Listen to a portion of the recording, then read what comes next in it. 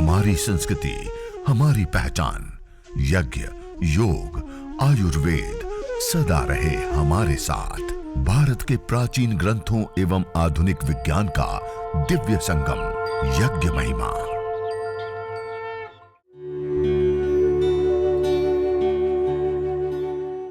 भारतीय संस्कृति में यज्ञ, योग एवं आयुर्वेद जैसी अमूल्य विद्याएं हैं, जिसका मूल है वेद। इतिहास की ओर दृष्टि डालें तो भगवान राम, भगवान कृष्ण से लेकर राजा महाराजाओं, ग्रामवासियों व अरण्यवासी ऋषियों की कुटियों तक नित्य व नैमित्तिक यज्ञों का प्रचलन देखने को मिलता है।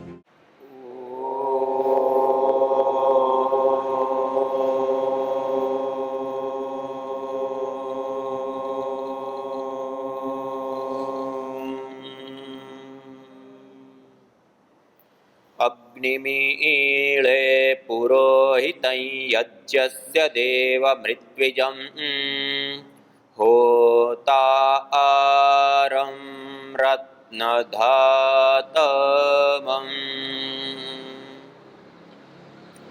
सर्वरक्षक परमपिता परमात्मा को याद करते, उनको प्रणाम करते हुए, नमन करते हुए, वंदन करते हुए आज हम सब लोगों के बीच में उपस्थित हमारे आदरणीय भ्राता श्रीधर राव जी, हमारे आदरणीय भ्राता नंदनम कृपाकर जी, हमारे आदरणीय भ्राता किशोर भाई जी से लेकर के सारे योग योद्धा, साधक, सेवक, आदरणीय भाई सुनील भाई जी से लेकर के सब उपस्थित हैं। और आप सभी साधक भाई बहनों को मैं प्रणाम करता हूँ, नमन करता हूँ, वंदन करता हूँ।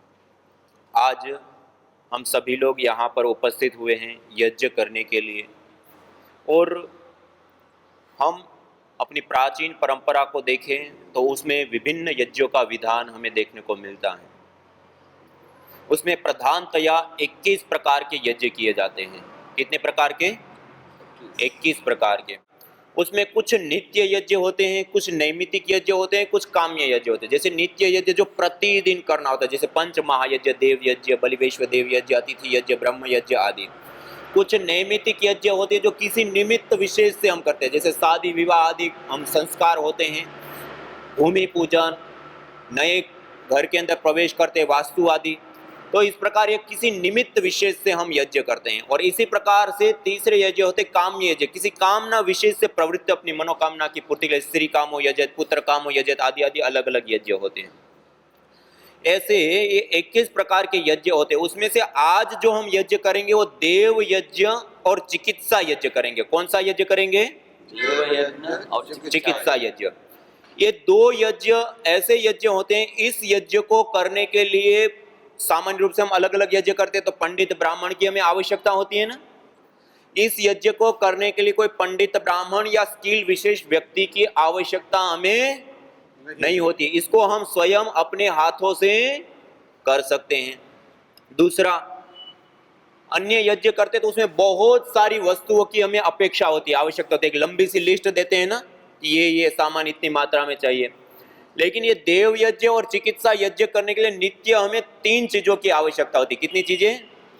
एक समिधा। समिधा मानी यज्ञ के लिए प्रयोग होने वाली लकड़ी, पीपल, बरगद, गुलर, पला, समी, पाकड़, अपामार्ग से लेकर के बिल्व या गाय के गोबर की स्टिक आदि, कोई भी एक लकड़ी।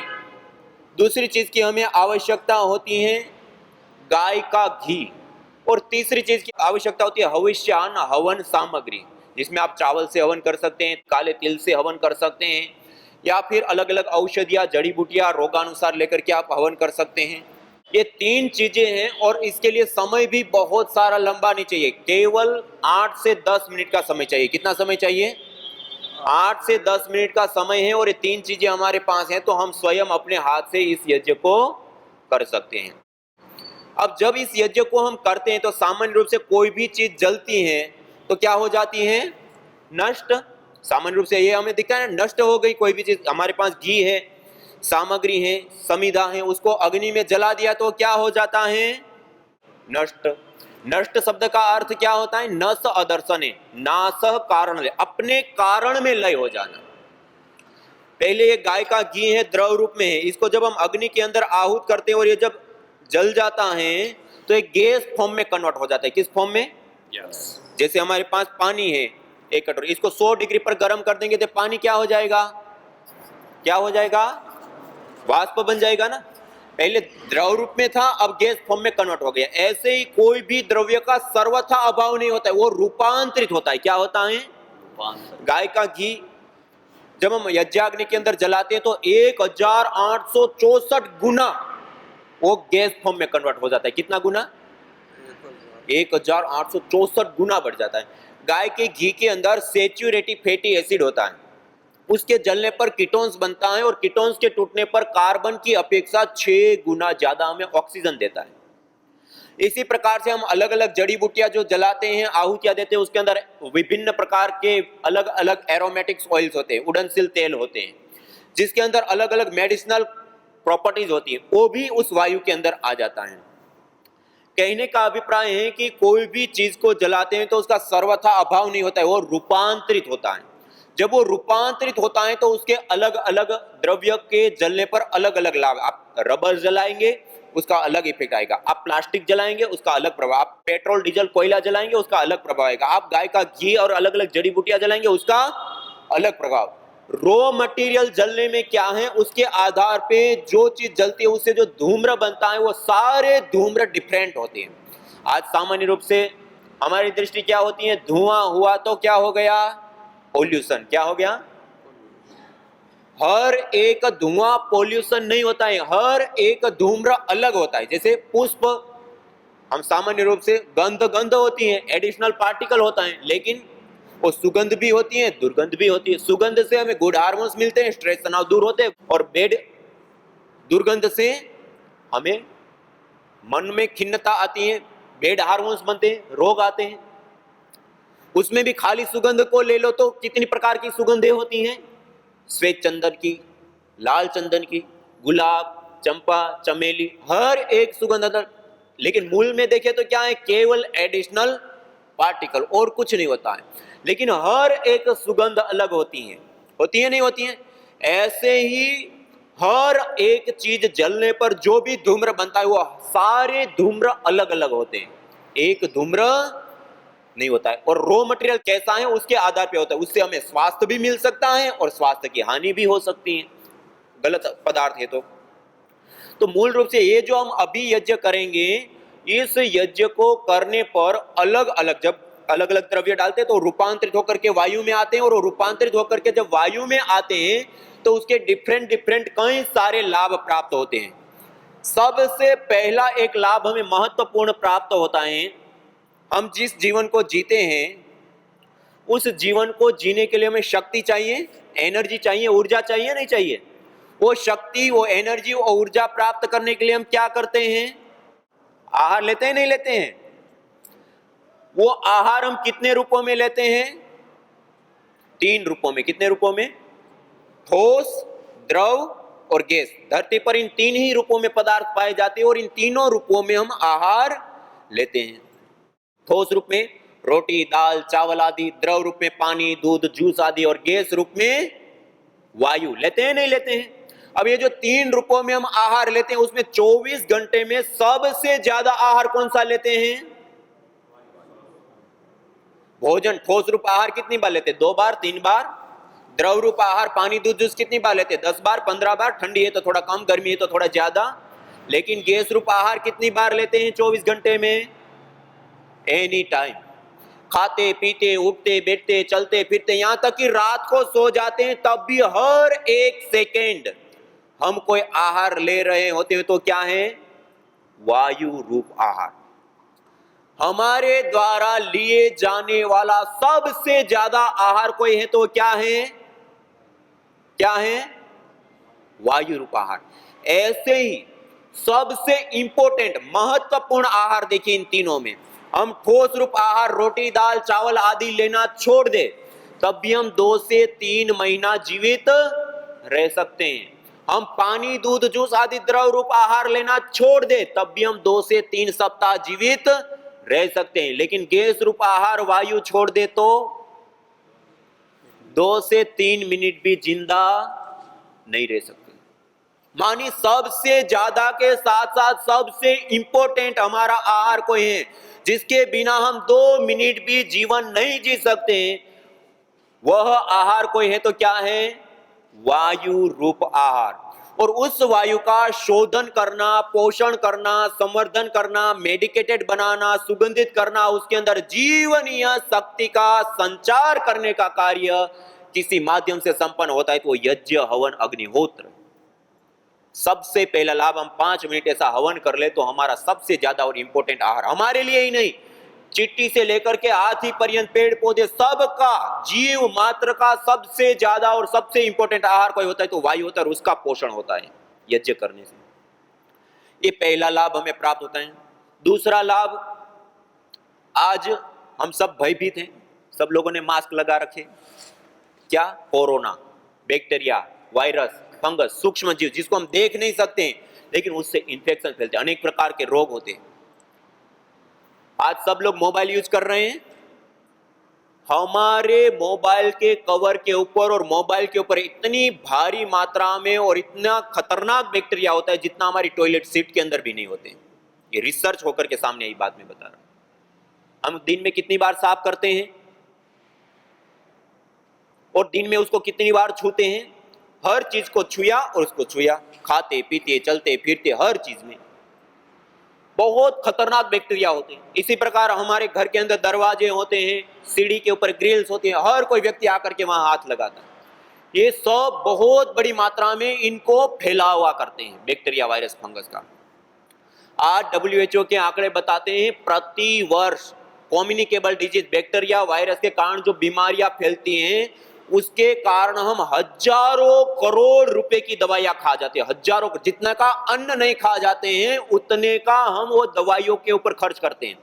उसके बावजूद 2.25 करोड़ लोग अपना जीवन खो देते हैं। कितने लोग? 2.25 करोड़ लोग बैक्टीरिया, वायरस और फंगस जनित बीमारियों से। और ये जो हम अभी यज्ञ की चर्चा करते हैं, ये 5 मिनट का यज्ञ यदि हम अलग अलग औषधि और गाय के घी के साथ करते हैं, उससे जो धूम्र उड़ता है उसको केमिस्ट्री लैब के अंदर GC-MS, MS, gas chromatography, mass spectroscopy, chemistry lab की एक एडवांस टेक्नोलॉजी होती है जो हम हाई लेवल की जो रिसर्च करते हैं उसमें यूज करते हैं। उसमें इस यज्ञ के धूम्र को एनालाइज किया गया और पता चला इसके अंदर भारी मात्रा में एंटी माइक्रोबायल एक्टिविटी देने वाले कंपोनेंट्स होते हैं। उसके बाद माइक्रोबायोलॉजी लैब के अंदर जिस कारण से 2.25 करोड़ लोगों की मौत हो जाती है, उसके लिए जो कारणभूत बीमारी पैदा करने वाले बैक्टीरिया, फंगस आदि होते हैं, उसको लिया और उसके ऊपर केवल मात्र 5 मिनट यज्ञ करने पर जो धूम्र उठता है वो प्रसारित किया गया। 5 मिनट के यज्ञ से 65% से लेकर के 96% तक बैक्टीरिया, फंगस आदि नष्ट हो गए।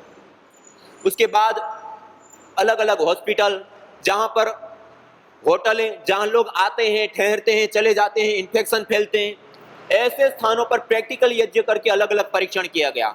IITs के साथ मिलकर के इसके माध्यम से निकलने वाले पार्टिकलों को एनालाइज किया, नैनो स्केल पार्टिकल पाएगा, नैनो पार्टिकल, उसकी एक्टिविटी देखी गई, उसमें भी माइक्रोबायल एक्टिविटी देने वाले कंपोनेंट्स पाए गए। और इन सारे डाटा को एकत्रित करके आज पेपर बना करके पब्लिश किया गया अमेरिकन इंटरनेशनल जर्नल, जो हाई क्वालिटी की, जो हम एलोपैथी की दवाइयां खाते हैं उसको जो परमिशन देते हैं, उसमें ये प्रूव हो चुका कि यज्ञ करने पर 5 मिनट यदि यज्ञ करते हैं तो हम बैक्टीरिया, वायरस, फंगस आदि से अपने पूरे परिवार को बचा सकते हैं। और घर घर में 5 मिनट की विधा सिखा दे तो 2.25 करोड़ लोगों की जान बचा सकते हैं, इतनी ताकत होती है इसके अंदर। ये एक विशेष चीज है। इससे अतिरिक्त एक तीसरा लाभ और महत्वपूर्ण प्राप्त होता है। आज हम जिस जीवन शैली को जी रहे हैं, mobile phone, laptop, TV, computer, fridge से लेकर के अनेक प्रकार के इलेक्ट्रॉनिक उपकरण, हमारी दीवारों के अंदर, घरों में केबल बिछे हुए, बोर्ड लगे हुए हैं, आज हम कार्बनिक पदार्थों का भी प्रयोग करते हैं। सारी चीजें रेडिएशन छोड़ती है। आज हम एक रेडिएशन की जाल के बीच में जी रहे हैं।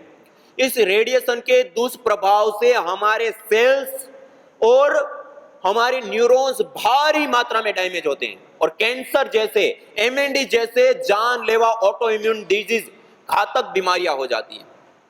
और इस यज्ञ को जो हम 5 मिनट के प्रोसेस, जयपुर यूनिवर्सिटी और सेंट्रल पॉल्यूशन गवर्नमेंट बोर्ड, इन दोनों के साथ मिलकर के जो अलग अलग कार्य हुए उसमें सामने आए कि हवन करने पर ऑर्गेनिक मॉलिक्यूल्स वायुमंडल के अंदर आते हैं। उसके वायुमंडल में आने पर एटॉमिक रेडिएशन और इलेक्ट्रोमैग्नेटिक रेडिएशन, दोनों ही प्रकार के रेडिएशन की रेंज को वो तोड़ देते हैं, खत्म कर देते हैं, दूर कर देते हैं।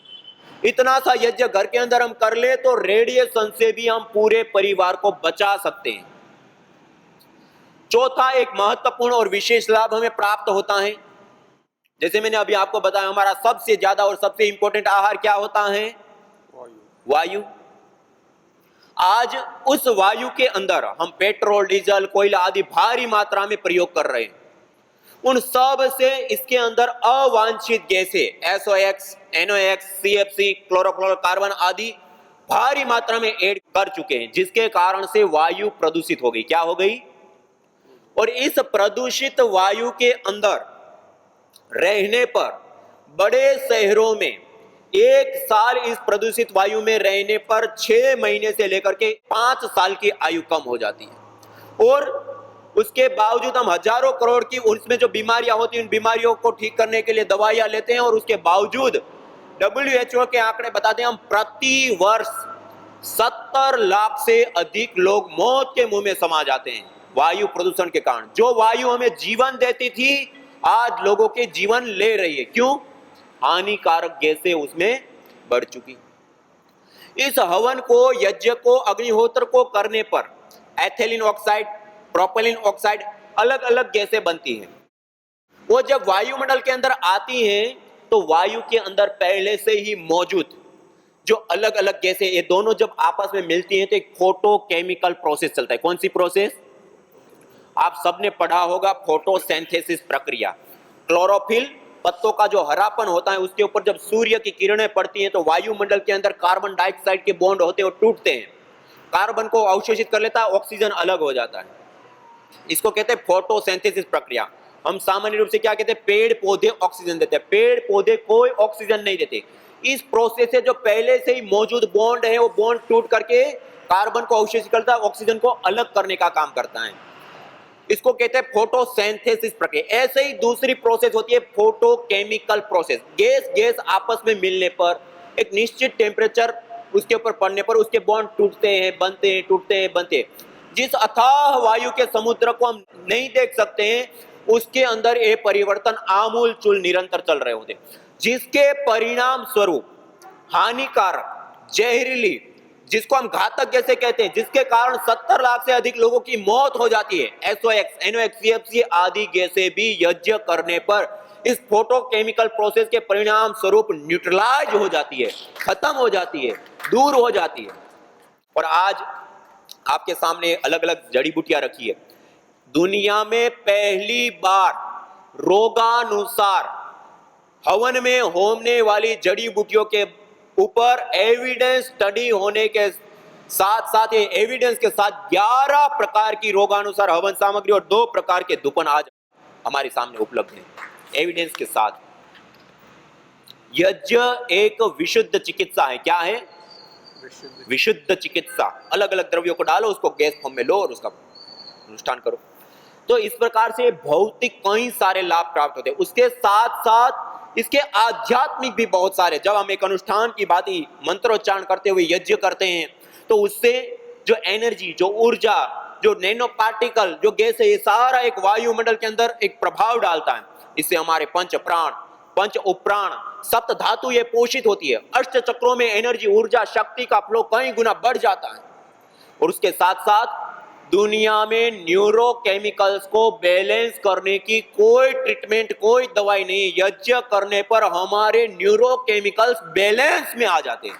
इतनी बड़ी बात है, कोई ट्रीटमेंट नहीं है जिसका। ये इतनी बड़ी विद्या है। हम इतना 5 मिनट निकाल करके छोटा सा यज्ञ कर ले तो कई सारे लाभों को हम प्राप्त कर सकते हैं। उसके साथ साथ यह पुण्य को भी प्रदान करता है। इसके साथ साथ मनोकामना की पूर्ति के रूप में भी शास्त्रों में देखा गया है। और इस प्रकार के अलग अलग अनेक लाभ इस यज्ञ के साथ जुड़ा है। और सबसे प्रधान और महत्वपूर्ण लाभ इस यज्ञ का होता है, इस प्रकृति का पोषण होता है। अग्नि, वायु, जल, पृथ्वी, 5 तत्वों से हमारा ये तन बना है। इस 5 तत्वों से ये सारा पर्यावरण और ब्रह्मांड बना है। हवन करने पर वो 5 तत्व सीधे प्रभावित होता है, उसका शोधन होता है, उसका पोषण होता है, उसका संवर्धन होता है। अयम यज्ञो भुवनस्य नाभिका, यह यज्ञ संपूर्ण चराचर भूमंडल ब्रह्मांड की नाभि है। जैसे माता के गर्भ में शिशु का पोषण और संवर्धन नाभि के माध्यम से होता है, ऐसे ही इस पंच तत्वों का पोषण और संवर्धन यज्ञ रूपी अयम यज्ञो भुवनस्य नाभि। वसो पवित्रमसि द्योरसि पृथ्वीरसि मातरिस्वानो धर्मोसि परमेण धामनाद्रिया स्वम मां वारमाते यज्ञपतिम वार्षित कहा कि यज्ञ करने पर भूलोक, द्युलोक, अंतरिक्ष लोक से लेकर के चारों ओर संतुलन स्थापित होता है इस यज्ञ को करने पर।